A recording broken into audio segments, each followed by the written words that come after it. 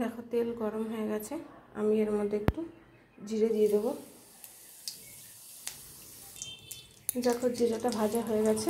এবার আমি কেটে রাখা, দেখো কেটে রেখেছি, কেটে রাখা আলুগুলো আর ডাঁটাগুলো দিয়ে দেবো।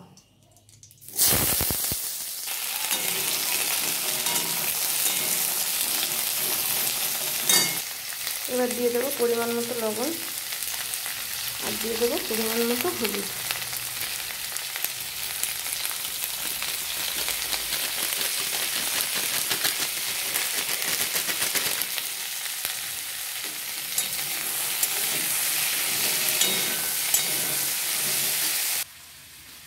আলুটা আর ডাঁটাটা ভাজা হতে হতে এখানে আমি নিয়ে নিয়েছি দেখো 1 চামচ মতো জিরে, 2 চামচ মতো পোস্ত আর 2 চামচ মতো সর্ষে, 2টো কাঁচা লঙ্কা।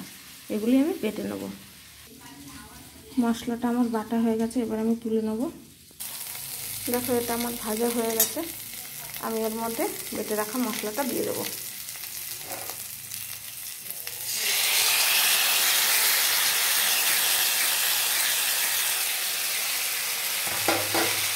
দিয়ে আমি কষিয়ে নেব।